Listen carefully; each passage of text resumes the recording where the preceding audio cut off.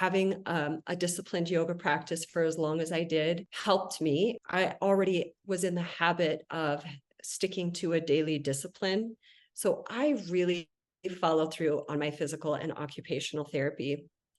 I found actually that when I did what I call them little yoga snacks, I would take little yoga snacks where I would do some of my therapy stuff, and I would go for like 5 or 10 minutes and then rest. And then I would do that several times a day. So I focused on frequency more than just a big long duration.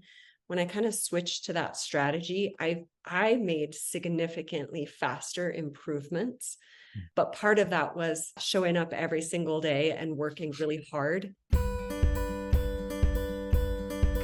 This is the Recovery After Stroke podcast with Bill Gassiamis, helping you navigate recovery after stroke.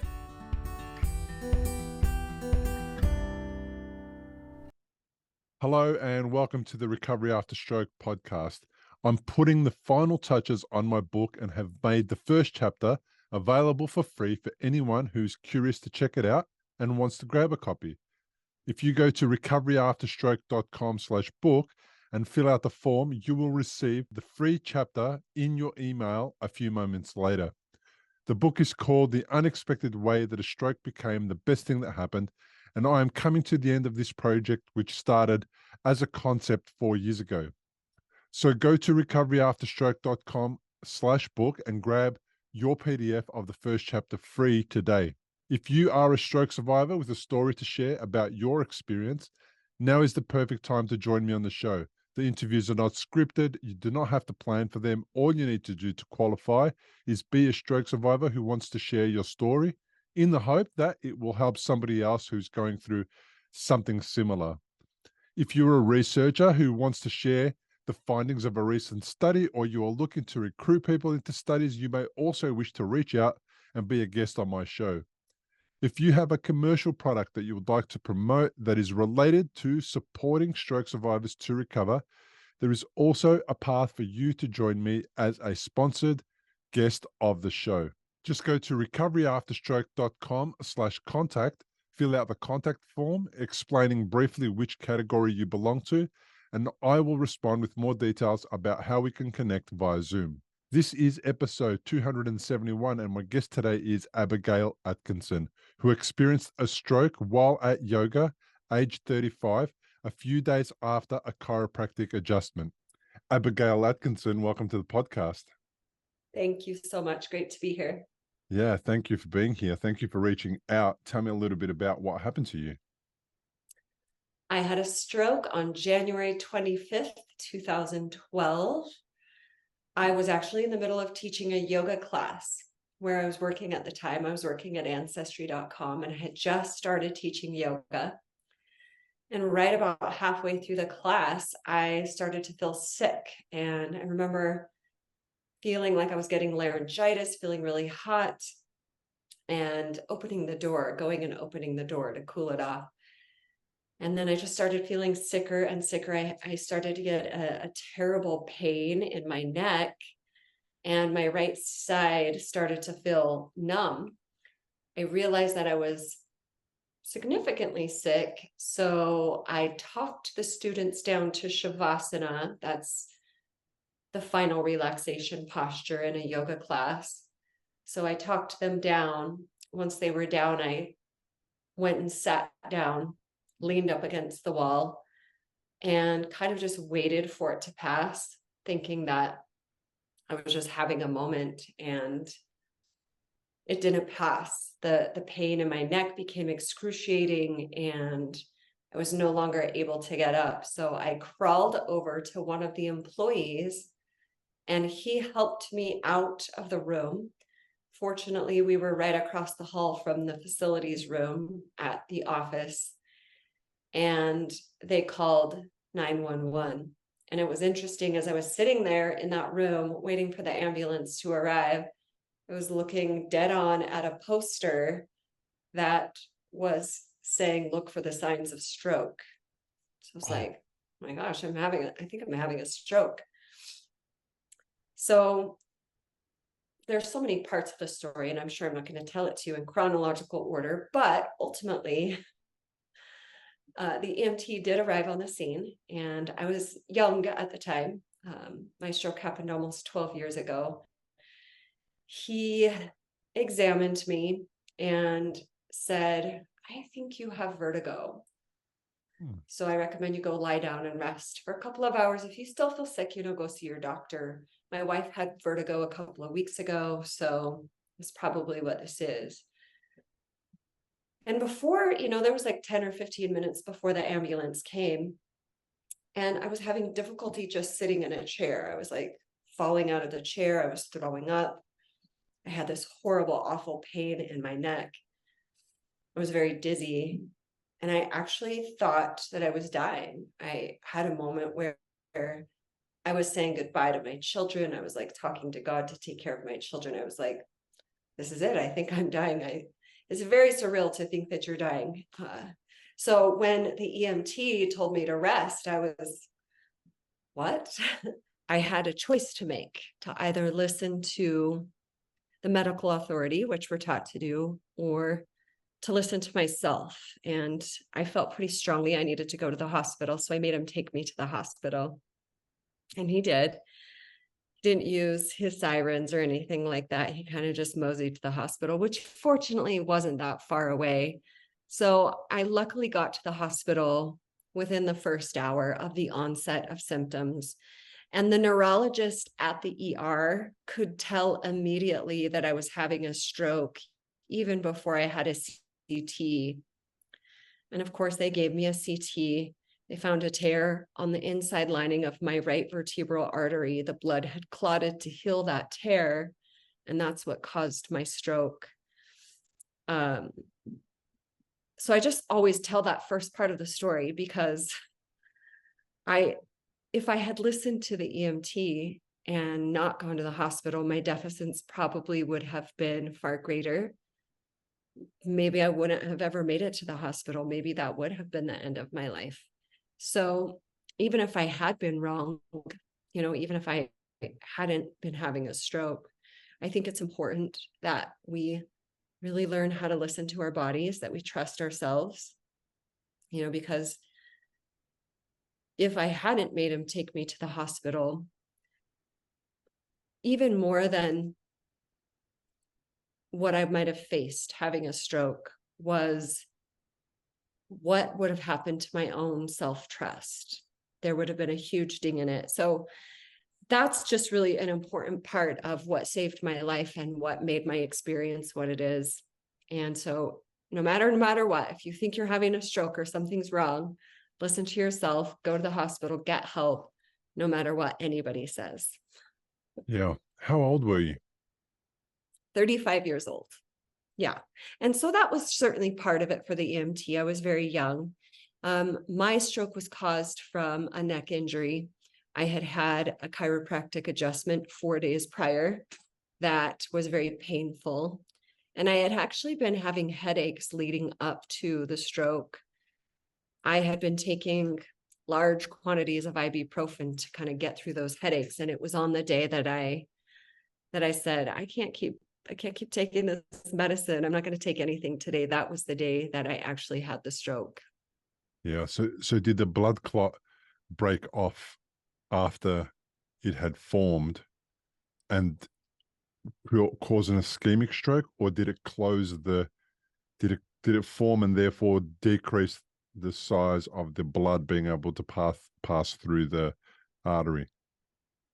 I think it was the second option, because the stroke happened near my brainstem and at my cerebellum. So I don't know if it broke off or not. I don't really know. That's a great question. It sounds like it would have, because I have a lot of medical background and I know all of your situation. So my conclusion, and maybe you'll concur or not, is that it sounds like if it was a vertebral artery dissection and it happened near your brainstem, then perhaps something broke off and moved up and then caused a blockage a little further up where the blood vessels are narrower. And and that might have been it. So okay, so you've done a couple of things a little different. Well, you asked for help, but more importantly, you went against supposedly medical professional advice, where most people do the exact opposite. They don't get help, and they do listen to the medical doctors because that's fair enough. Most of the time, they're correct. And did you have some kind of a sick feeling, a sixth sense? Was it your gut telling you? What was telling you? Or was it just completely obvious to you that there was something going wrong? Well, I mean, I know there was, but sometimes there's a disconnect with a stroke survivor having a stroke, and because they're having a stroke in their brain, and there's a disconnect between reality, and they can't see the obvious. Yeah. Well, I think part of it was that I truly believed I was dying. Okay. I literally was talking to God and asking him to take care of my children. And I was like very, very certain that this was my death. And the other part of it, I think, is I had just started teaching yoga, and I had a yoga practice for over a decade at the time of the stroke. And when you practice yoga, you're in relationship with your body. And we're constantly spreading the message to, tune into your body, listen to the messages of your body. And I really believe that because I was getting on my mat every day and practicing listening to my body, when something like this happened, I was ready to go ahead and listen to my body. Yeah. And I'm so grateful for that.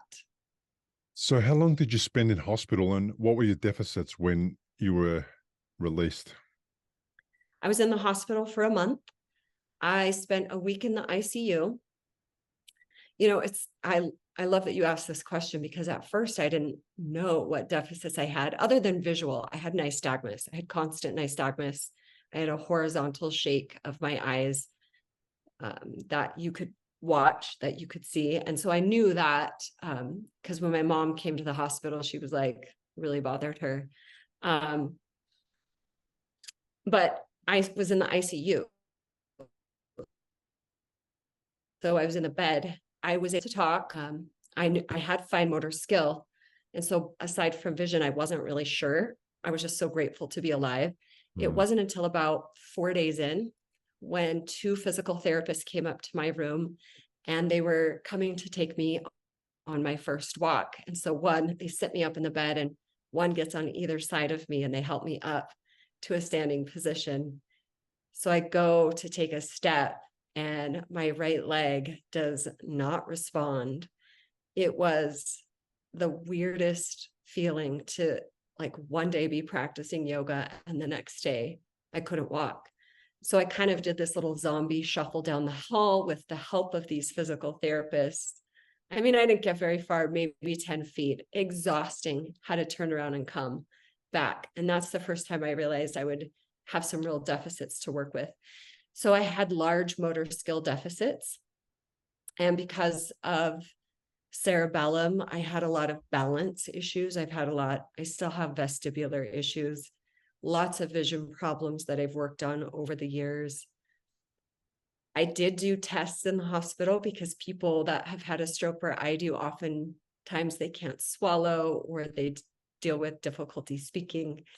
And that didn't happen for me. I might have become a little slower spitting out some words, but aside from that, I was pretty much I passed all the cognitive tests.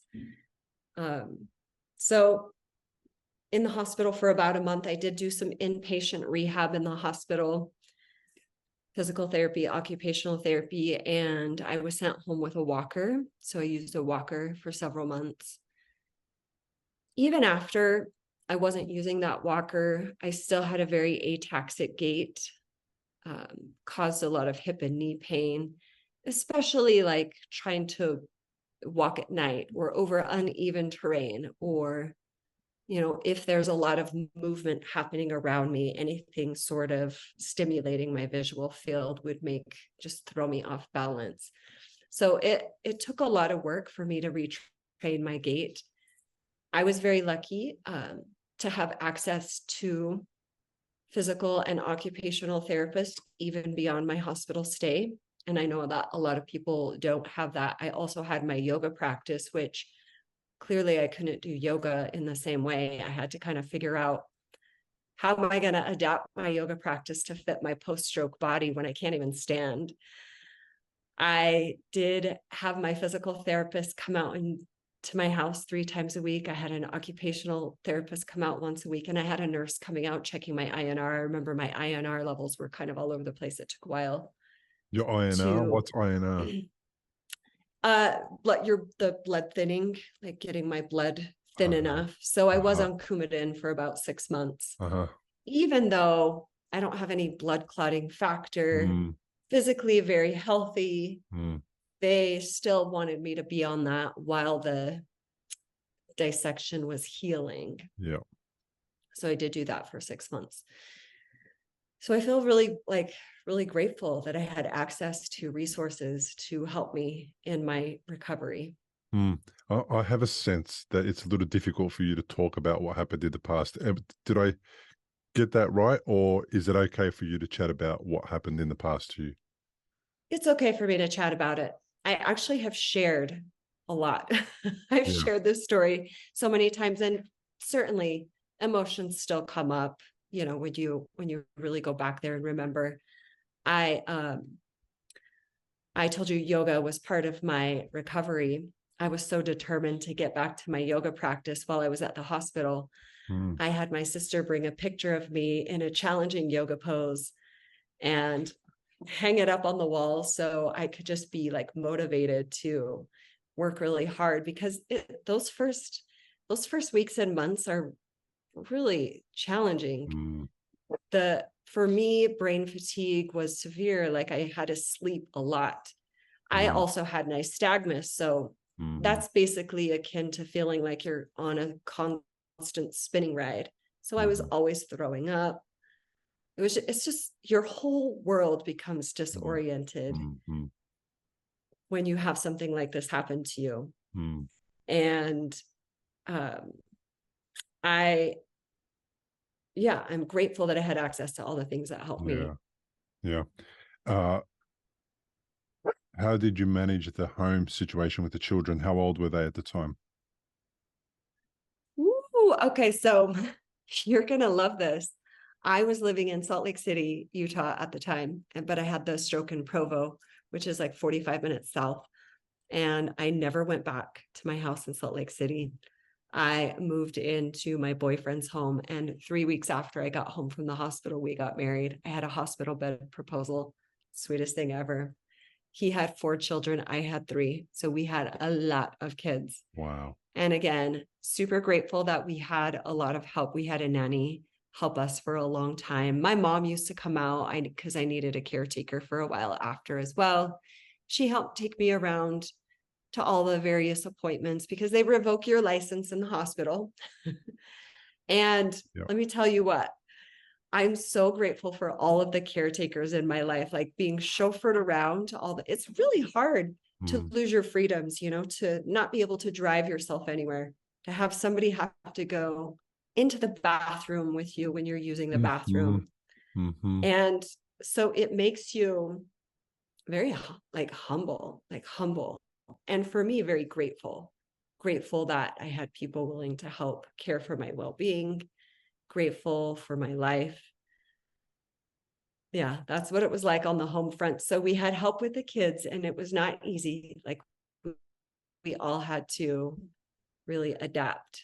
And especially, it was a new marriage. So we were not just adapting to my situation, but blending a family, which was kind of challenging. A real Brady I can bunch. laugh about it now because, right. Yeah. I mean, you definitely have to laugh about it now because there's no point doing anything else about it. And life, that's the interesting thing about stroke. I've said it before, but life goes on around you. So life doesn't stop because you had a stroke or because something happened to your leg or whatever. It just goes on. And that's often the hardest part. I felt at times with my condition I felt like I wish everyone could just pause all of the drama.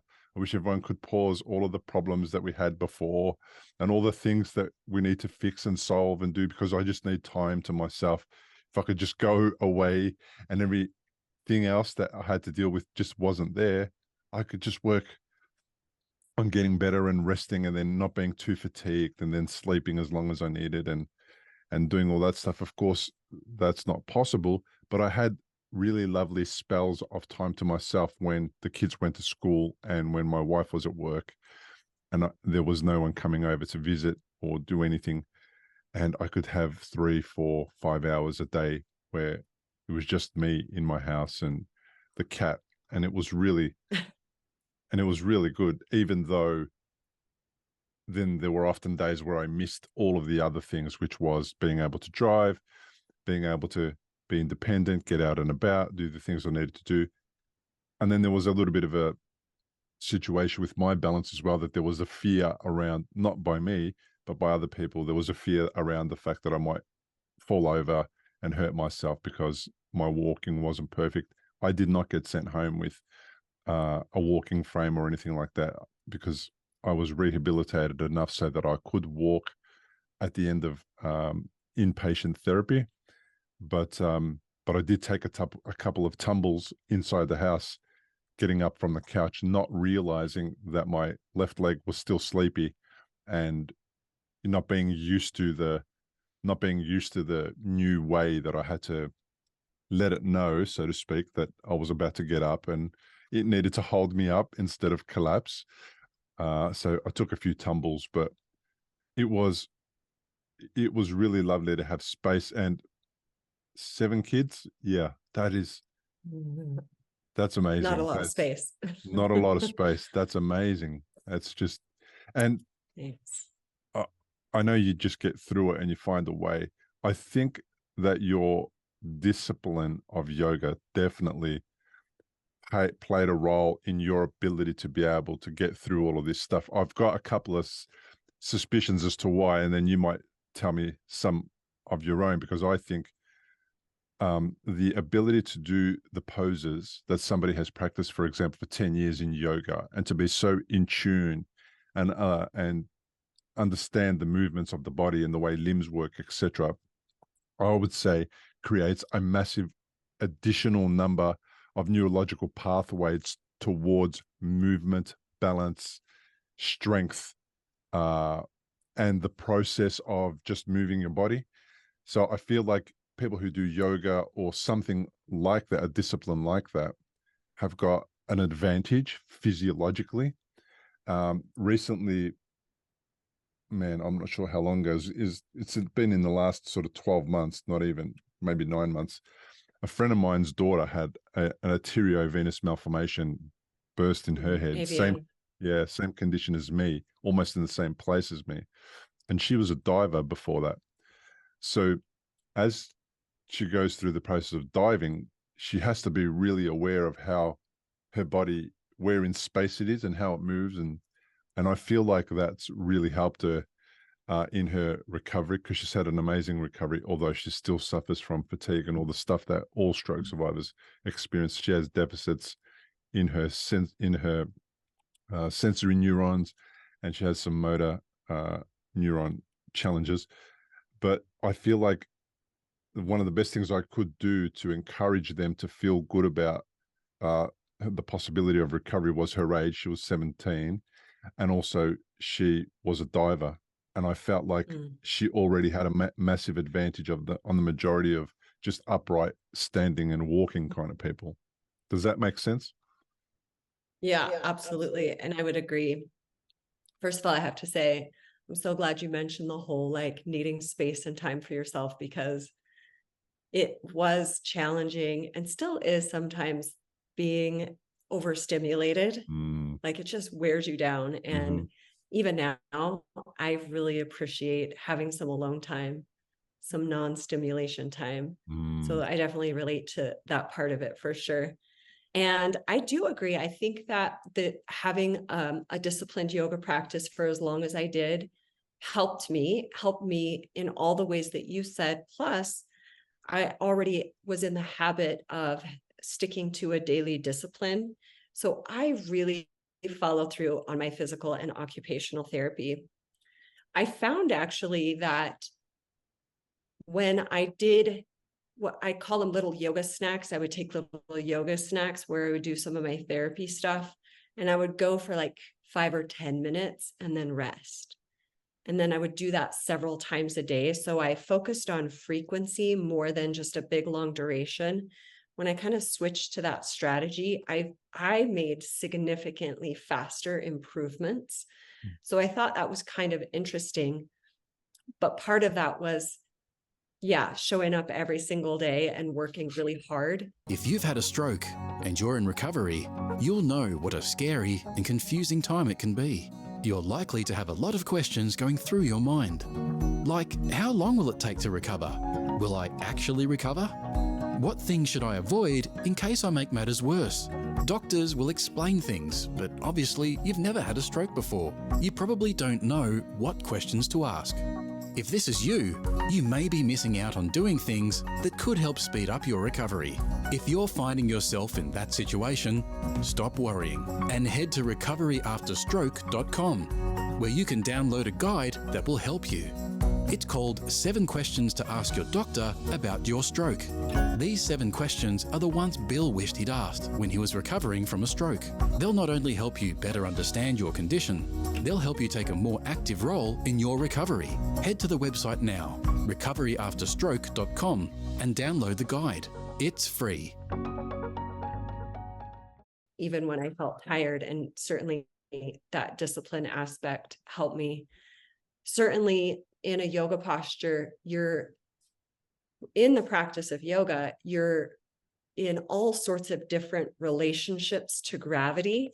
So you have to really it really challenges your proprioception. And so I like to think that I had like stronger neural pathways, even though it felt like all of that just like went out the window when I had the stroke, because my proprioception, it's still not 100% the same.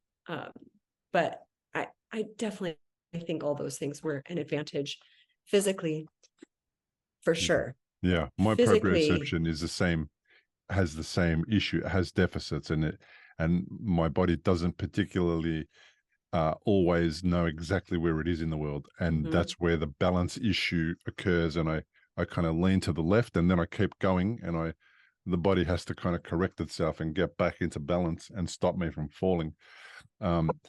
And what I liked about what you said is how much time, for example, is allocated to rehabilitation, like physical therapy, an hour a day, maybe for twice a week or 3 times a week. How much extra do you think those little yoga snacks, I love that word, yoga snacks, were adding to your therapy? Because I think more therapy more often is definitely going to support that.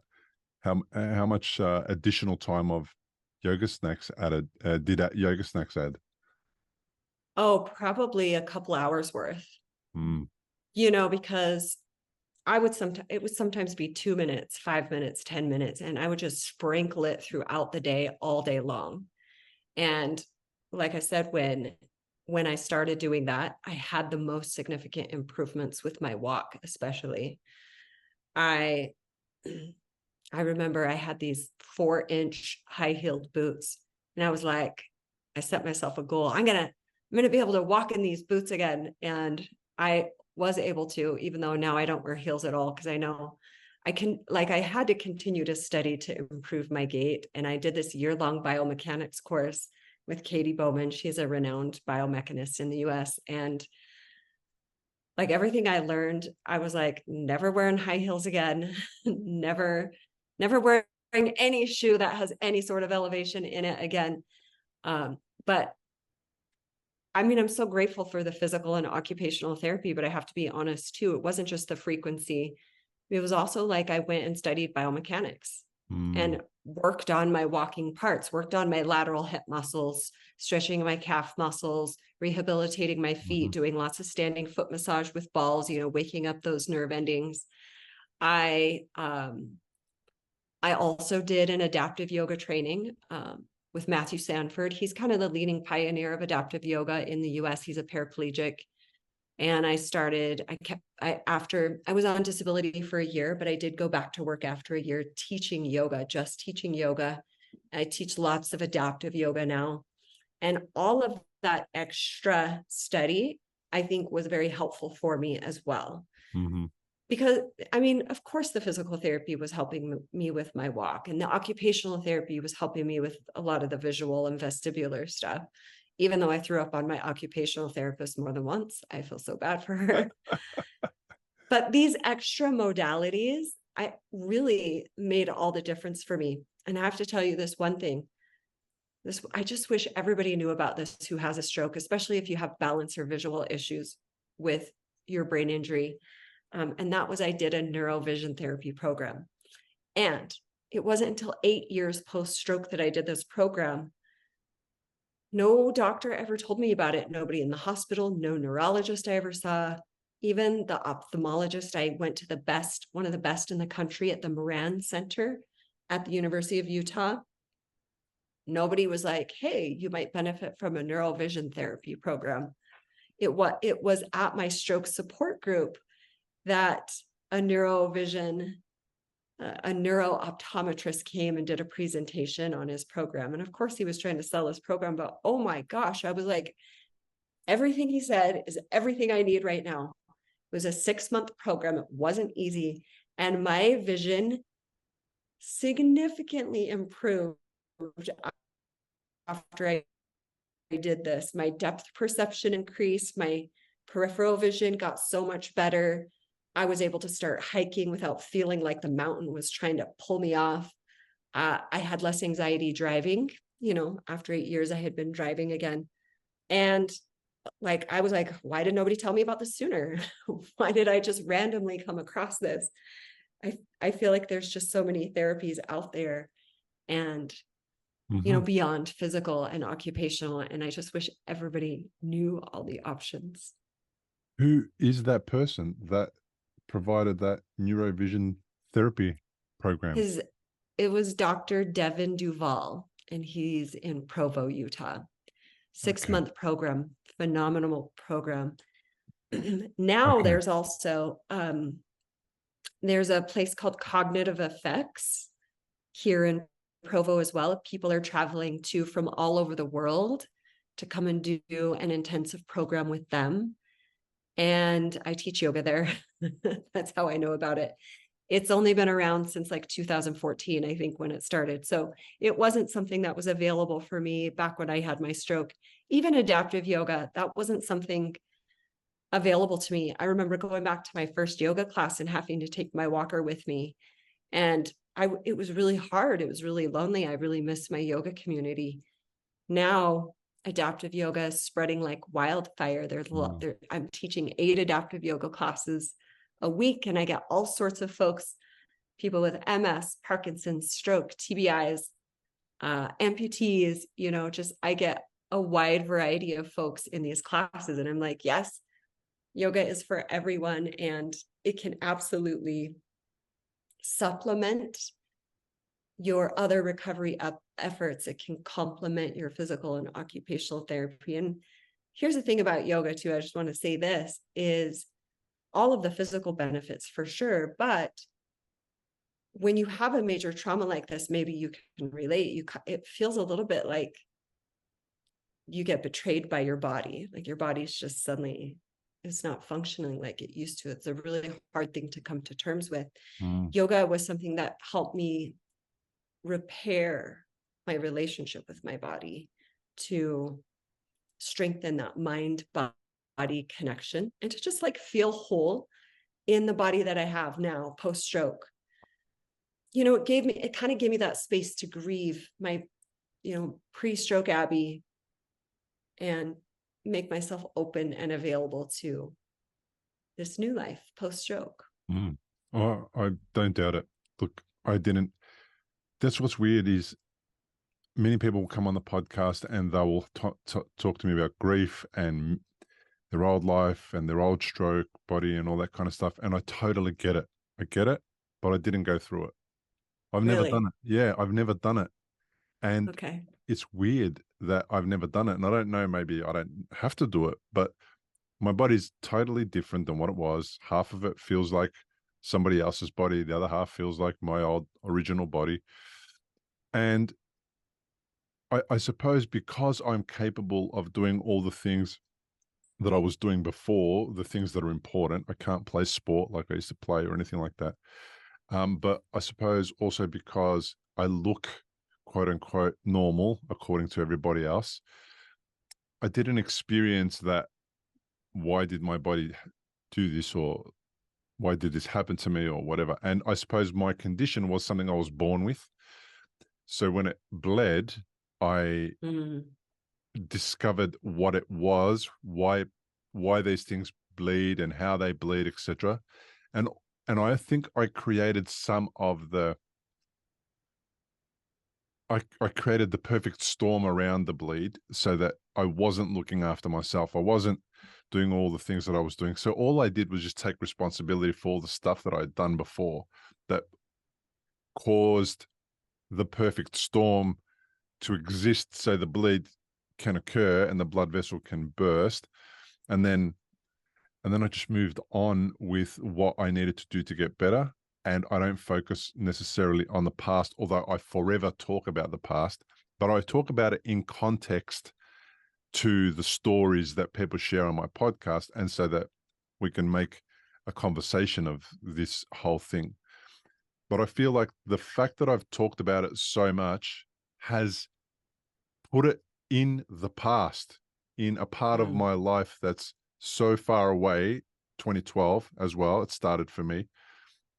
And I reflect on it as something that happened to me, and I don't reflect on it as something that I'm reliving every day of my life when I talk about it and I share about it. But I really do truly appreciate the fact that there are people who will have to go through the mourning phase, and if they haven't done that yet, they will still be stuck in some kind of a weird space of not knowing how to respond to the condition that caused the stroke, and then their deficits and how it's changed their life. I did a few extracurricular activities too, like you, how you found a way to access different parts of your body so that you can rehabilitate it and do more therapy. I did visualization and meditation. And I found that what the visualization helped me do when I was in my hospital bed waiting to go to physical therapy for the first time, I was imagining myself walk, and I would see myself walking down the corridor of the hospital with perfect gait and perfect strides and perfect planting of my foot, so that the neurological pathways that we needed to recreate or to wake up, I feel like we needed to both recreate them and wake them up. I gave them something already, like a possibility of what it could be like. And if you just, if you know what that looks like, then you can work towards it. And I saw myself doing that. And I also used, I'm the kind of guy who I need information. The more information about my condition, the better. The more I understand it, the better. And then once I understand it, I can come to terms with it, and I can feel like I can do the cognitive part of the acceptance, which is, okay, so I was a guy who was born with this thing does that, and then the fact that that did that, sometimes it causes these things, and now I've found myself here. Okay, what's the next step? Is I've got to take responsibility for my recovery, because the doctors have done what they can, and now it's up to me. It sounds like you're really an up to you kind of person. It's like, I'm going to take this on. I'm going to do my bit, because I've got this skill set.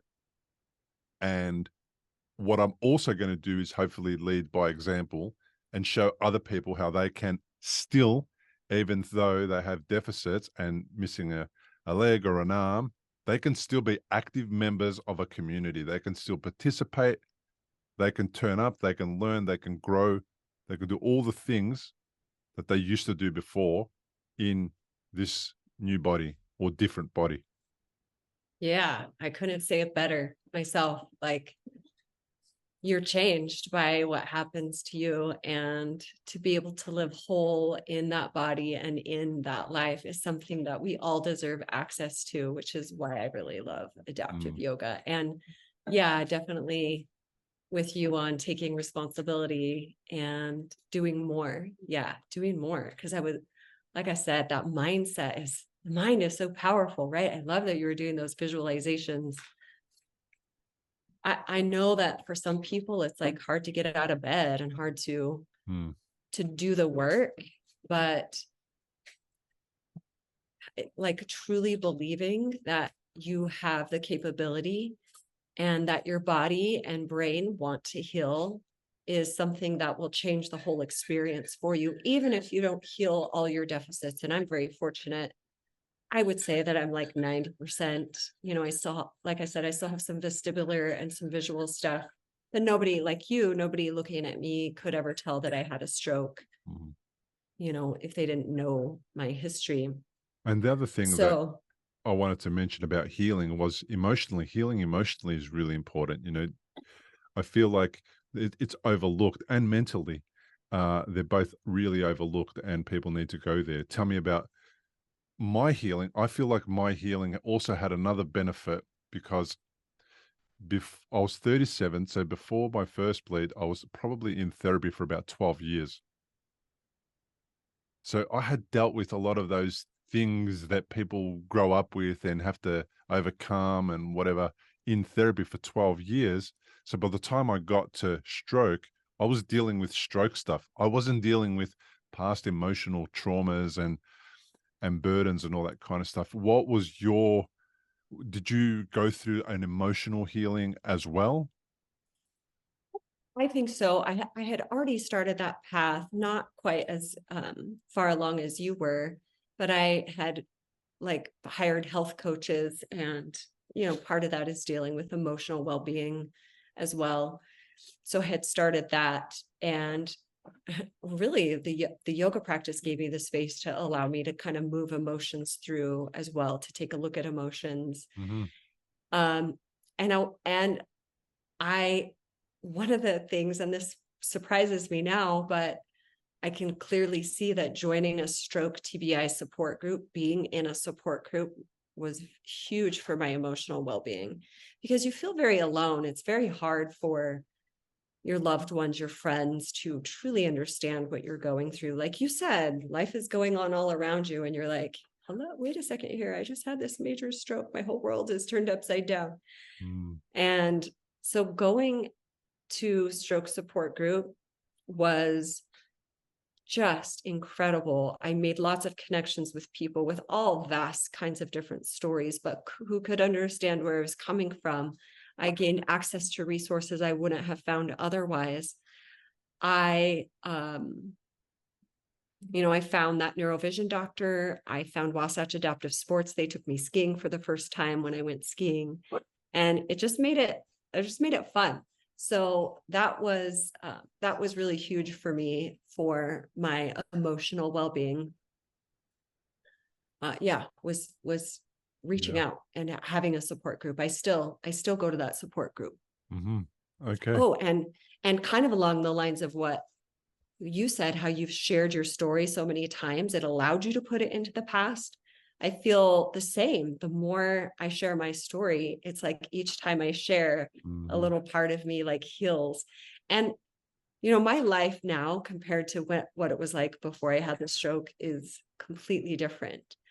I find that even though I would never wish something like this on somebody, I have benefited from the experience. I'm a much more empathetic and compassionate person. I'm a healthier person emotionally. I enjoy life more. It's like when you're faced with a mortal crisis, you really see and feel viscerally what's truly important, and what just silly things that used to bother you don't really matter anymore. And that particular, I think, mindset also helped me heal emotionally. Yeah. Yeah, it's benefited me. I mean, the guy before stroke didn't do stuff like this, didn't talk about emotions, didn't have a podcast, didn't meet people from all around the world, didn't coach people, didn't encourage people, didn't do any of that stuff. Just went about life, one track, work, work, work, and more work, and angry and unhealthy and eating unwell, and just not the right kind of version of myself that was going to sustain me for many, many years to come. It was definitely going to be short-lived, whether it was short-lived because of the AVM bleeding or because of some other condition. I'm sure I was manifesting other conditions and stuff that weren't going to be useful. I've had so many friends that lived my lifestyle that are not with us anymore because they didn't have a stroke. They had some other condition that, in their 40s were, it was enough for their condition to finish them off in their 40s. And I see myself as being that guy. And if it wasn't for this thing that bled in my head, I probably would have continued down that path because I didn't know any better. And that was my circle. That was the people I hung out with. They were great people. We just had habits that we thought were okay when we picked them up in our teens and in our 20s.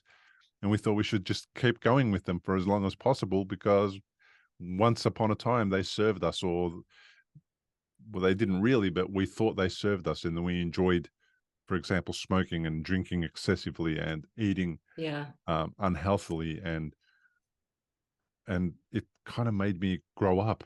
I feel like this stroke made me grow up. Even at 37, I felt like I was really, I reflect now and feel like I was really naive and really non-worldly.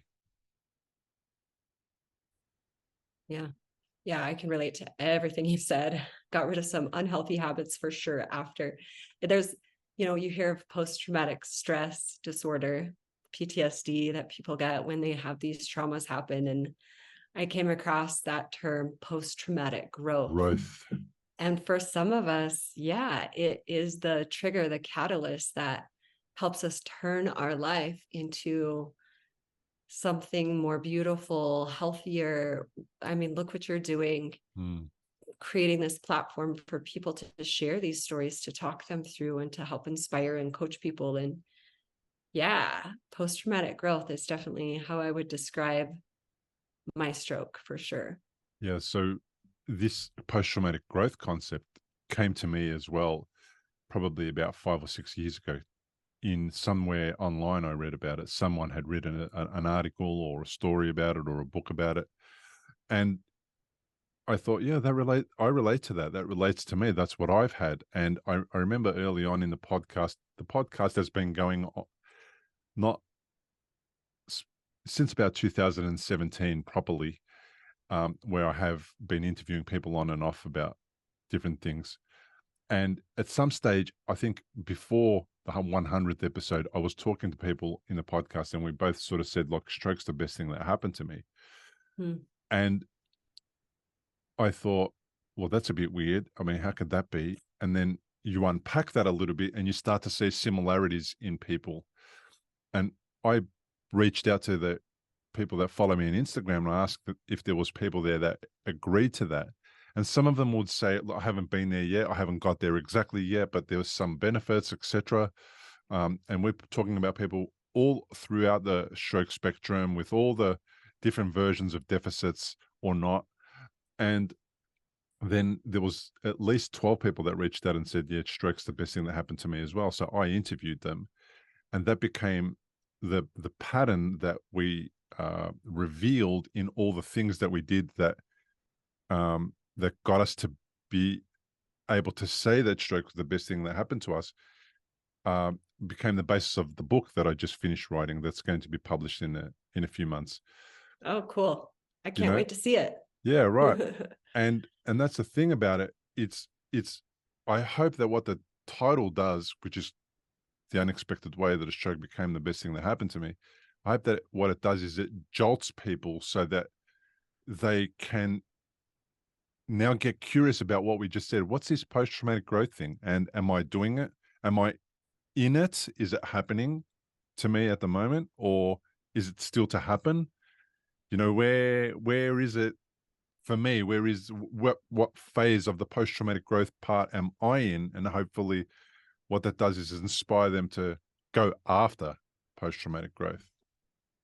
Yeah, that's so beautifully said. I love all the questions that you ask because it is about getting curious and you're really investigating, just like you're investigating your new body and trying to help it heal. You're also investigating your life and your thought patterns and your choices. And yeah, it gets to be a pivotal moment where you get to turn things around for yourself if you want to. And that's definitely a beautiful thing. Yeah, and you get to turn things around for yourself if you want to. My God. If you want to.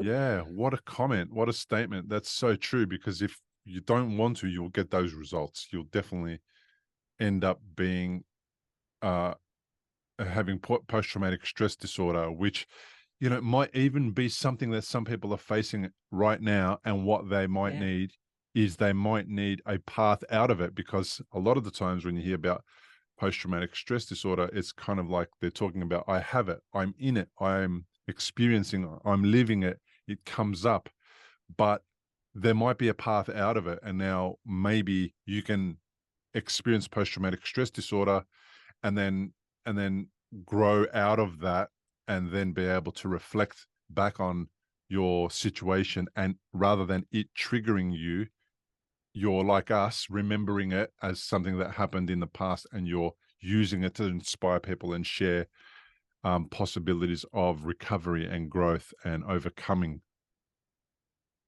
Yeah, because it's all there for the taking. Like you said, if you choose it, if you want it. And of course, there are lots of little practices that can help you, from sharing your story. I mean, I can't imagine how healing having a podcast and talking to I don't know what episode you're on, but you're well over 100. Yeah, but How many people? this will be about 271, I think. So amazing. And I know lots of stroke survivors if you want more people to talk to. um, Well, yeah, I yeah, encourage I'm, people at the beginning of every podcast episode is the invitation. If you've had a stroke, you want to share a story, yeah. in the hope that it'll help somebody, inspire somebody, even if it helps you, the stroke survivor, share and get off your chest. That's it. You're qualifying. I don't care what your race, religion, background is. I don't care about anything. All you need to do to qualify is be a stroke survivor, care for a stroke survivor, or you're one of the amazing people in the planet that helps stroke survivors. Yeah. And there, that's it. You're going to be a guest on my podcast. This Dr. Devin Duval, you're going to get Yes. me his details. I'm going to get him on the podcast Yes. because I I've would never love heard to of do this. that. I've You've never never heard heard of of this that therapy? therapy. Never heard Oh of it. my gosh. Neither had I. And I like it absolutely changed so much for me. 8 years post-stroke. I was like, Yeah. people gotta hear about this. And I have so Um, many people on the podcast who experience nystagmus because of their stroke mhm. and visual field loss and all the things that go along with it. And I feel like, and, and yeah, and this is exactly what I need from my podcast guests. I need their story, their information, so that we can disseminate it and we can get it out there and we can help people get better. That's what I Yeah. was missing. I don't know what it was like for you at 2012. Was there anything that you came across that was related to stroke recovery in this kind of way? No, it was only physical and occupational therapy that Mm, was offered to me. mm, That's it. Everything else I found through doing my own research, the biomechanics, mm, the adaptive yoga, the neurovision, the balance therapy. I I just feel like, yeah, this information and the possibilities does need to get disseminated out there. mm, I think that our social media world today helps to spread that knowledge more. Whereas, in 2012, I think Instagram was just barely a thing. mm. So, there's a lot more opportunity for things to be shared in this way, but that's why I love that you're doing it, so people can feel into, what might be something that works for them, because our body and brain is always malleable till we take our last breath. Even almost 12 years post stroke, I see small improvements. The big improvements happen those first couple of years, right? Mhm. And the longer I go out, the more subtle those improvements are. But if I stop and I really pay attention and I watch and I'm mindful, I can see those little improvements in strength, little improvements in balance. And I know that I'll continue to recover until my dying day does Yeah, arrive. I'm with you. Recovery. I'm the Even if same. it's, even if it's just like with mental health too. I wish mental health was part of the therapy. Yeah, absolutely. Why not? I think that's the biggest thing for me. I honestly, my mental health practice now has been, oh man, it's probably been 20 plus years. And I do not know where I would be if I hadn't done that for 20 years, because I have a complicated mind, and things, some things that are obvious to me bother me. And I need somebody to bring me down off the ledge, so to speak, every so often, once a month, and I go there, Yeah. and people think that it's, strange and difficult to talk to somebody about your feelings. And I don't talk about my feelings. I just talk about general things that drive me bananas, and I need somebody to not judge me and just give me another perspective and change the thought into something constructive rather than destructive. And it's not that I'm dysfunctional in the world, it's that I would have been dysfunctional in the world if it wasn't for the therapy. And then it helps me deal with serious life issues like friends passing away. And the last thing I need to be carrying is all the trauma of all the things that have ever gone wrong in my life into the next decade and the decade after that. And after that, I'd rather just settle them and then leave them in the past so that I can take on the next challenge with as much resources as possible so that I can, again, deal with that and then kind of try and move forward from it and leave it in the past. So Yeah. I completely agree with that. As we approach the end of the episode, I'd like to ask you 3 questions that I've started asking my stroke survivors who I interview. And Okay. the first question is, what's the hardest thing about stroke? Okay. Well, for me, I think the hardest thing was feeling, gosh, this is such a great question. I was a yogi. The hardest thing for me was losing my physical ability to practice yoga. That really motivated me, wanting to get back to my yoga practice, and to feel reconnected to my body. It was devastating for me not to be able to go to yoga, for me not to be able to do a standing posture. And that, maybe that sounds silly to some people, but like your therapy practice before helped you. Mm, That's how my yoga practice was for me. It was my outlet for stress relief. It was, for physical well-being. Yes, it was mental and emotional health for me. And when that changed, it was hard for me to come to terms with that. And it also transformed my yoga practice and helped me realize that yoga truly is for everybody, no matter what your physical deficits are or what you've been through. It actually helped my yoga practice become even stronger, even deeper than it was before. So even though that was the hardest thing, it turned out to be one of the more beautiful things as well. It sounds like what it did was help your identity evolve, that yoga doesn't look like this. I'm still a yogi, even though I can't do it the way that I was doing it.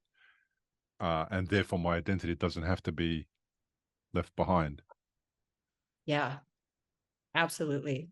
definitely identity based. Yeah. And I didn't have to leave my identity behind, but I had to be willing to let it transform. And that's the beauty of life. The more you allow things to transform, the more you can carry on, just like you did, be able Yeah. to move on. What has stroke taught you? Where do I begin? Yeah. Stroke has taught me that now is the time. Now is the time to do the thing you love. Now is the time to take care of yourself. We don't know if we get tomorrow. The time on our planet, even though it's hard for us to put it into perspective, is so short. The stroke has really taught me to slow down and be present with what is right now, what's happening right now, the sun filtering in through my window, the conversation we're having in this moment, and really truly enjoying the richness and vividness of life in the moment. Yeah. Perfect. What do you want to tell other people who have had a stroke who might be listening to this and have not moved as far along the recovery path as we might have? Giving up is not an option. I would say keep showing up. Just keep showing up and you're winning. Reach out, get into a support group. Take it one day at a time. And for me in the beginning, take it just this morning and then just this afternoon, split your day up however much you need to make progress, and, be ever so gentle and tender with yourself. Practice compassion for yourself just as much as you would for somebody else as you figure all this stuff out. That's really cool one. I love that. Practice compassion for yourself as much as you would for somebody else. I love that. People really do struggle with self-compassion, and self-loathing is a bloody thing. And I don't Yeah. like that self-loathing is a thing, but I can appreciate why sometimes perhaps it's a thing. And if it's motivating somebody to move from behaving in a way that causes self-loathing and to change the way that you go about your own life, and then you start to love yourself, then I can accept self-loathing. But yeah, self-compassion is it's such a beautiful gift. It costs nothing to give it to yourself. Yeah. And it lets you, like you said, have those moments of self-loathing and frustration and anger and whatever difficult emotion arises, but then you get to have compassion with that as showing up and not let it take you down. Yeah. You know what I love about this podcast episode, amongst everything that we've discussed, it's a fabulous conversation, is that I first reached out to you for you to join me on the podcast in 2019, on the 28th of September in 2019. And somehow you found the message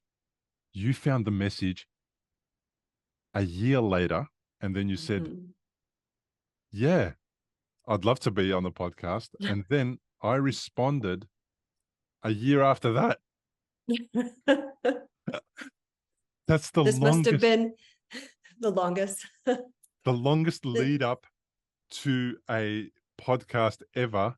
And also, more importantly, we were really good at responding and getting back to each other a year after each message somehow, for some reason.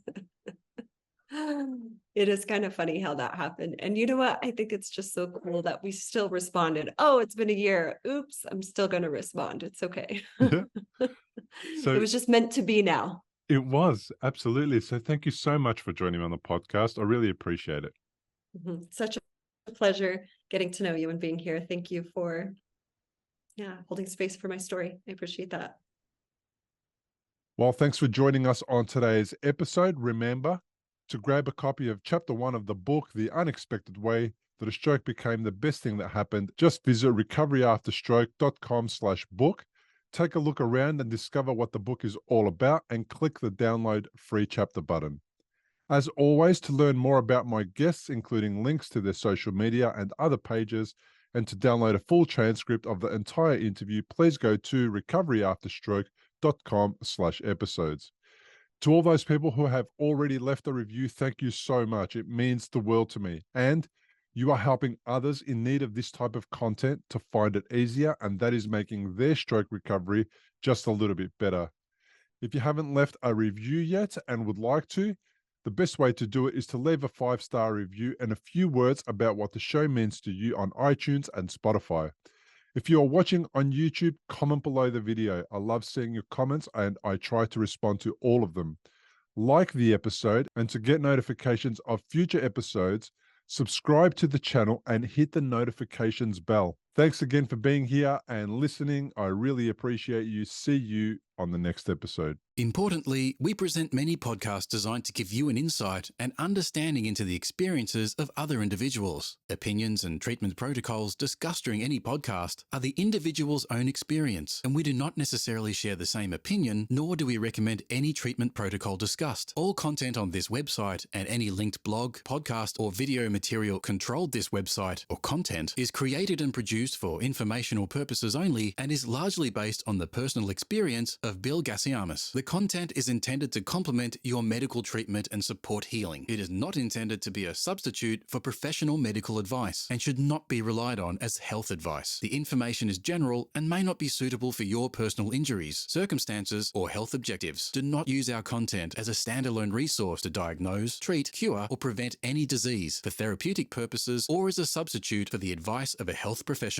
Never delay seeking advice or disregard the advice of a medical professional, your doctor, or your rehabilitation program based on our content. If you have any questions or concerns about your health or medical condition, please seek guidance from a doctor or other medical professional. If you are experiencing a health emergency or think you might be, call 000 if in Australia, or your local emergency number immediately for emergency assistance, or go to the nearest hospital emergency department. Medical information changes constantly. While we aim to provide current, quality information in our content, we do not provide any guarantees and assume no legal liability or responsibility for the accuracy, currency, or completeness of the content. If you choose to rely on any information within our content, you do so solely at your own risk. We are careful with links we provide. However, third-party links from our website are followed at your own risk, and we are not responsible for any information you find there.